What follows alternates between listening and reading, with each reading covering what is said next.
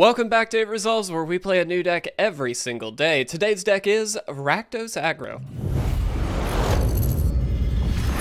What is going on, everybody, and welcome back to another standard gameplay video. I hope you guys are doing well today. I hope you had a fantastic week. It is great to be back on the grind. I have to say, even though I only missed a day on Monday, it's so nice to be back to it, and hopefully giving you guys some fun things to watch, including today's deck, which is a Rakdos Aggro deck, or affectionately named by the creator, Rakdos Rampant.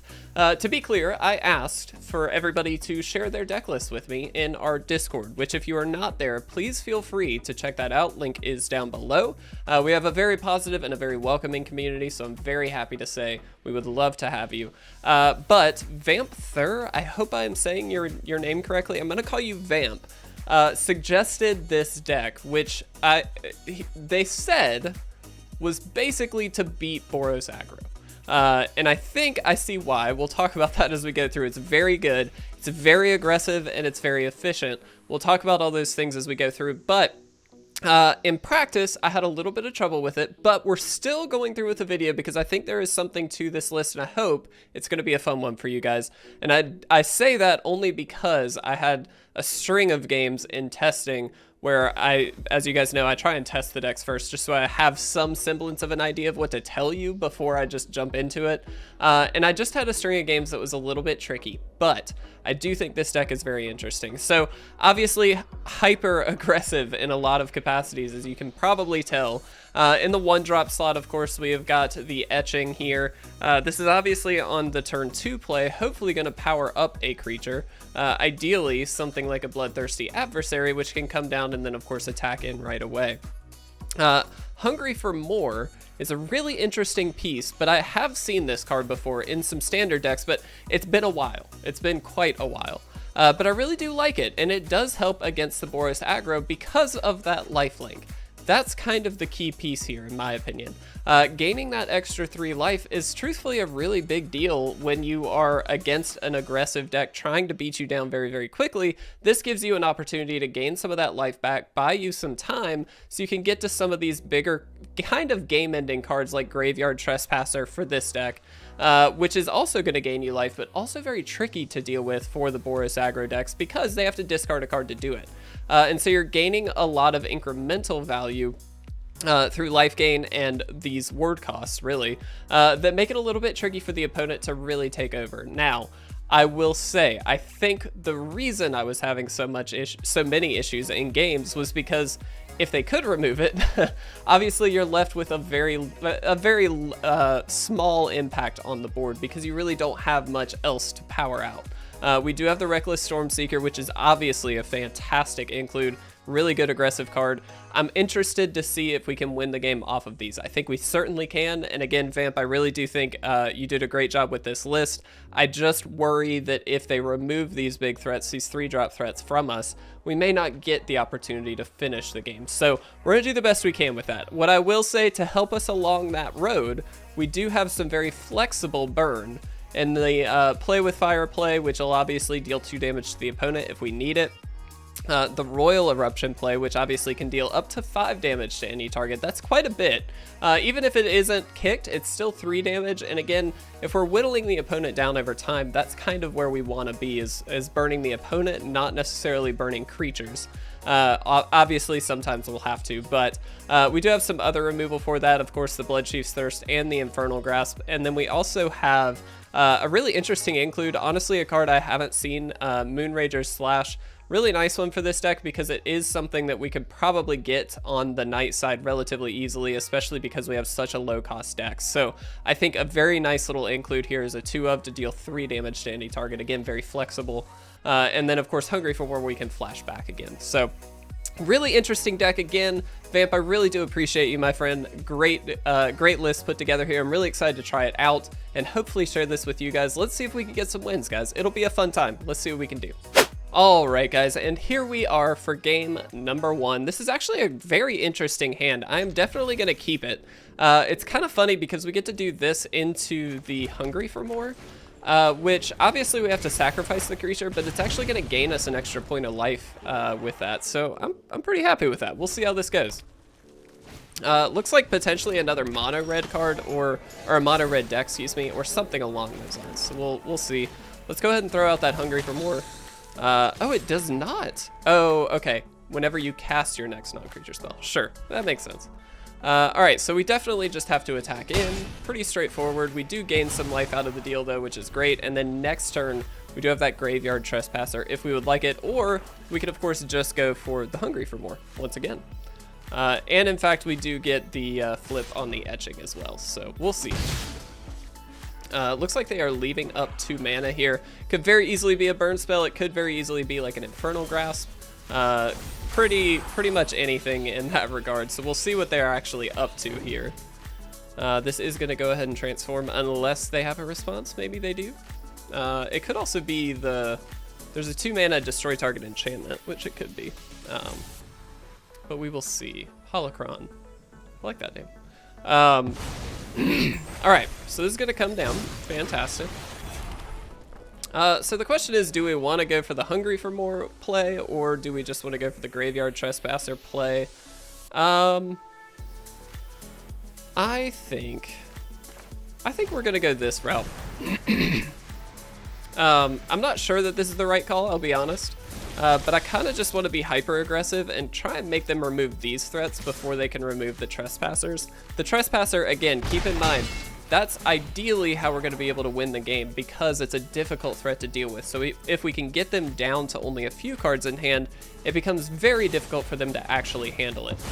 Now we also, something to note, have a target for the Graveyard Trespasser. We did want to get something in the graveyard so we could actually use its ability to gain some life back. So we're seeing a lot of that incremental value already starting, and that we're gaining quite a bit of life out of the deal, and we've got some really nice little pieces to work with. So we'll see what happens.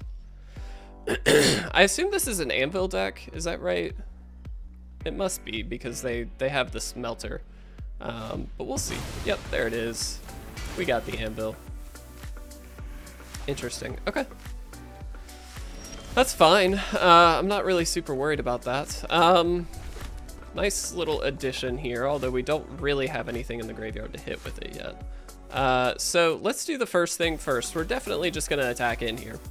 There's not a big reason not to. We are not going to use to play the Trespasser first. There's not a huge reason to. It obviously is not going to attack in, and we're not going to play the adversary this turn. I think we definitely want to go for the Trespasser, so we'll see what happens. It's good to know that this is an Anvil deck as well. One thing to note is that it's actually a little bit trickier for them to probably deal with stuff. While they do have removal pieces, it's not necessarily a ton. And so my hope is that we really get to kind of burn them down here. Let's go ahead and get this out of the graveyard. They also do play multiple cards per turn, so that might actually be... Well, we'll see. We'll see.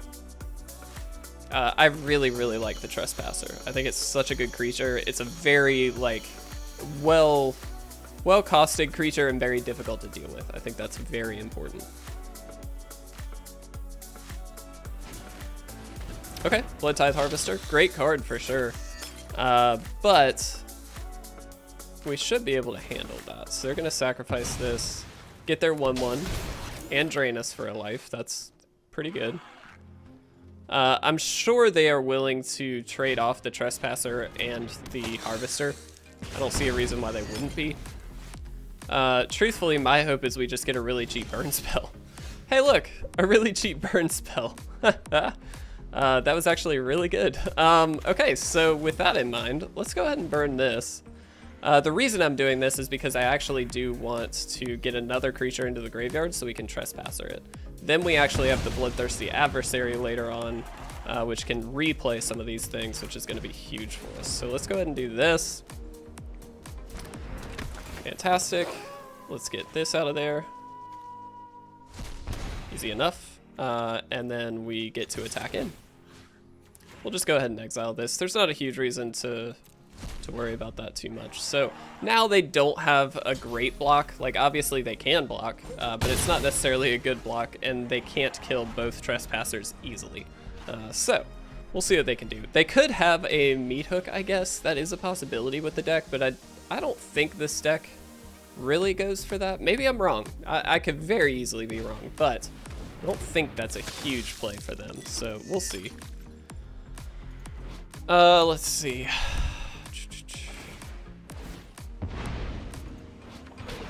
All right, so they are gonna ping us there, that's fine.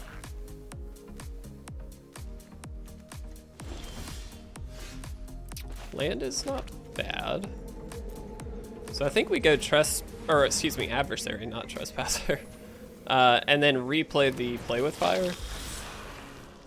And also get a very reasonable attack in here. Yep. So we go ahead and kill that harvester. So again, they can't kill any of our creatures. We are in this for the longer games, so this is certainly a better option for us, and that's fine. They deadly dispute, obviously not exactly what we wanted to see happen, but it's still is perfectly fine, and we can certainly handle it. So let's get both of these out of there. That's going to gain and drain for 2, and now they are facing lethal, so they literally have to block at least one of these, ideally more than one, but we'll see. They have to be cautious of the fact that we could draw a card like Royal Eruption, or just any real burn spell, which is gonna put them into a very tricky scenario. Now that may not win us the game, but it certainly could. And that's something that I think, just if you happen to be playing against a deck that you know has burn, which in this case they do, they have seen the play with fire, and the adversary is a pretty big sign as well. Just be careful about letting your life total get too low. Now obviously we have no cards in hand, they can drain for a little bit of life, so they probably would be fine, but it is something to consider that the opponent could just have a burn spell and they may not even need to attack in. And that's a pretty important thing to keep in mind. Just as you're going through your games, it's something to remember. Okay, again, this is kind of why Graveyard Trespasser is so good. They obviously didn't want to go for that because they had the discard, they have to discard. And so it's a trickier battle for them, which is great. That's exactly what we want. And again, they are going to be in a position where they basically have to block both of these. And so we're kind of whittling them down. It's slow, but we are working on it. Kind of interesting that these two relatively aggressive decks are kind of playing the long game interestingly well. But we'll see how this goes.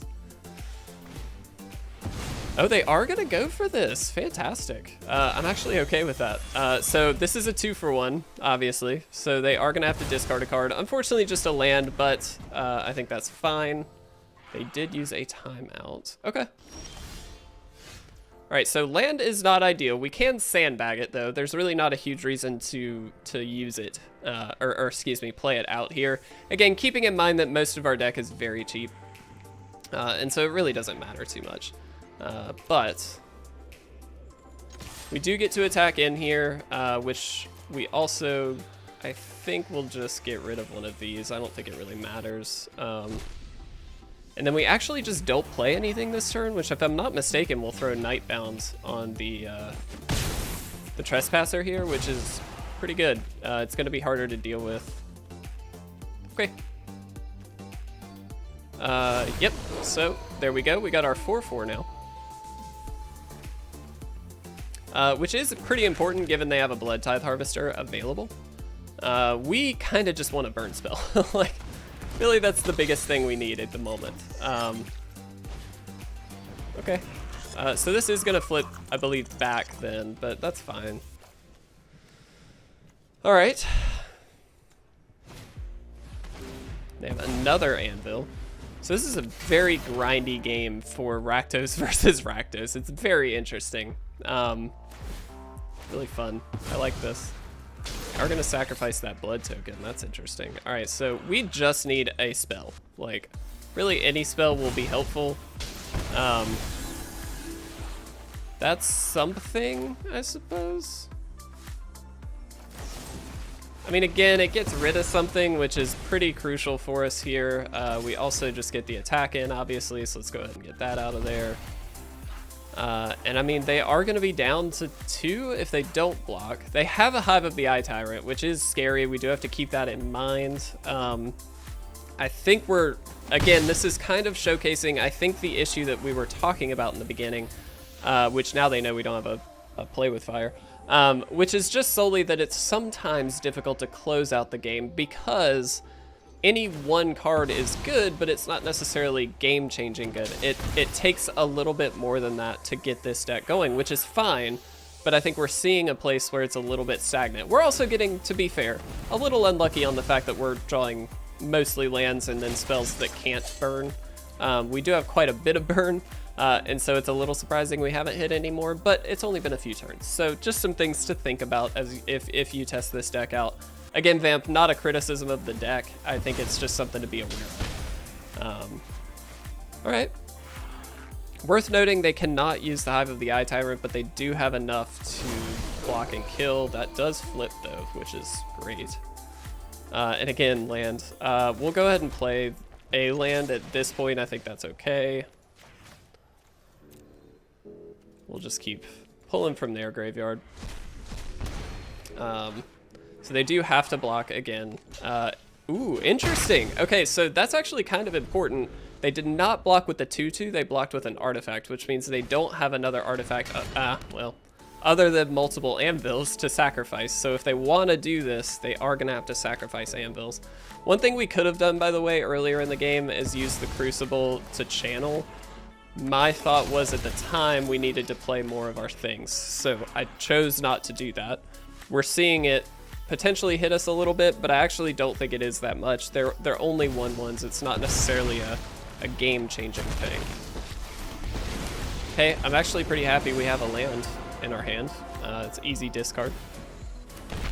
But they are, again, slowly kind of taking over this game. We just don't have a lot to go off of here. And unfortunately, that's just going to happen. So, no worries. They do get a free attack in for 2. This has vigilance, so that's kind of a nice little touch for sure. Give me something. Royal Eruption. Is that super helpful here? Not really.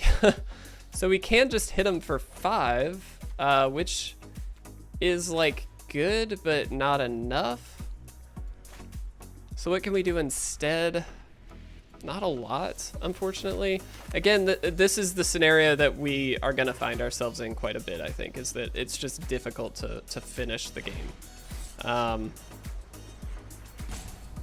mean, 5 damage to them. Do they have a creature? Hold on. We might be able to do this. Do they have a creature in the graveyard? No? Ugh. And we won't give them a creature in the graveyard, unfortunately. So this isn't going to do it. It was if they had a creature card in their graveyard, we could do this. Because this actually hits, and then we could drain them for 1, but unfortunately it's not going to do it. And we really can't attack, otherwise we just die. Man, what a grind game. This is fascinating. This is really fascinating. Another Royal Eruption would actually not go amiss, but they're probably going to be able to plus up enough that it's not going to matter. We might just have to good game them here because we are going to start. They're going to drain us for quite a bit. Oh, wow. Okay, yeah. I'm going to go ahead and good game them here. They definitely have us. Let's just see what they discard. Another anvil. Wow. I'm going to concede, guys. Unfortunately, we just kind of drew into nothing at that point, and, you know, they're going to be able to take over the game at that point. So it's all good. Let's move into a game 2. We may only get 2. We'll see how fast these go. The brand new Reanimator Proxy Pack is now available through the end of July. If you'd like to pick up this month's amazing Proxy Pack, please visit patreon.com/itresolves for details. All right, guys, so here we are for game number 2. And what an interesting hand, actually. I'm going to try this. It's a little slower than we'd probably like, to be brutally honest. However, we got some options here. We'll see. We will see. Okay. I'm going to just pass here. We're going to hold on to that Royal Eruption for now. I don't think we need to push the envelope quite yet. Let's try for the Stormseeker here. Not 100% sure it's actually going to stick. Yeah, Jwari Disruption. Okay. Annoying, for sure. Let's see what they do. Play a Celestis. Oh, this is a Virtuoso deck. Okay, sick. So do we think they have a thing? let's force the issue. They could, but I didn't think they might. All right, 6. So let's do this. Let's go ahead and get this out of the graveyard just so they don't have it anymore. And now this might be a little tricky for them. This is, yeah, okay. That's a deck that is not going to be good at dealing with the Trespasser. So that was actually perfect, and it worked out great. Fantastic. We want more games like that. So let's see if we can do it. We do have time for a third. All right, guys, here we are for our third game. Potentially going to be our last, but we will see. I'm going to keep this on the back of basically these 3 cards here. And hope that it's enough to kind of get us through. I'm not super optimistic. We definitely need to get a third land. If we can get a third land, we'll probably be in much better shape, obviously. But we will see. We will definitely see. They're going to duress turn 1. Not what you want to see, obviously, but, you know, it is what it is. Can't be too upset by it. Let's go ahead and adversary. It's kind of interesting that we drew a second adversary. At least it gives us a next turn play if we needed it, but truthfully, I'd love to hold on to that so we can replay some of our spells from you know, previous. Oh. Okay. I think they might have meant to play that on that pathway land on the green side. Maybe that's what happened. Interesting. Well, I mean, we have time for another one, so let's do one more. All right, guys, here we are for our 4th game. I think this has to be our last, but this is a great start. We actually have the Play with Fire available. Next turn, of course, we just have Infernal Grasp, and so this will be, I think, a really good solid start. I am going to be a little preemptive here to kill this. Excuse me, that's just not a card I want to sit on the battlefield with for too long. I'm actually going to go ahead and do this, because if we can get this down, next turn we actually have either Stormseeker or the Trespasser, and that'll come into play with a +1/+1, which could be really good. So we are finally seeing the Boros play, which is phenomenal. Let's see, how do we want to do this? We'll play this for red, because we do want double red potentially available. Same is true for double strike. Interesting. Well, I'm honestly just going to go for the Trespasser play. I think this is just the better option. Go ahead and get that out of there. As much as I would love to get that Stormseeker down, the Trespasser is so much more difficult to deal with that I think it's worthwhile. And we do have a solution to this problem, so I'm not really worried about that. All right, so that's going to come down. Phenomenal.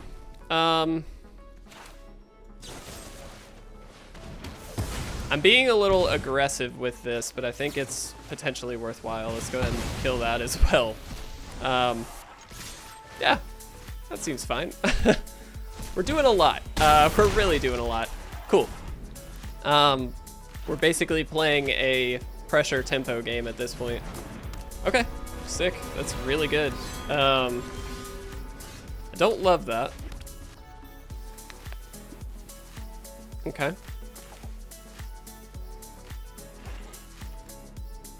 Let's see. So we can just kill that, which I think we will. And then we just get to attack in. Super easy. Yeah, we don't. I'm gonna submit 0. We've got nothing to pull from the graveyard, and more importantly than that, actually, we don't want to pull anything from the graveyard. In case we get an adversary, we want to have those cards available. Wow, great card. Unfortunately, it's not gonna do it for them, but it is a good card. All right, there we go. Very clean win. We got to see the Rakdos Aggro matchup. So Vamp, I'm really glad we got to do that. I'm pleasantly surprised. So let's kind of wrap this one up. Let's talk about this a little bit. It's going to be interesting. All right, so first and foremost, Vamp, thank you again for sharing this in the Decklist Share channel over on Discord. Guys, again, if you have a deck that you would like to see on the channel, we obviously mostly focus on Standard and Explorer. I'm kind of playing around with that on Thursdays, so if you guys want to share one of those two kind of formats, please focus on those. If we get an overabundance of like Alchemy stuff, I may try it out again, but I tend to be leaning towards Explorer a little bit, and then of course Standard. Vamp, the deck did exactly what you told me it would do. It beat Boros Aggro extraordinarily efficiently as well. So I'm very happy to see it do exactly what you thought it would do. I think it's well suited for that.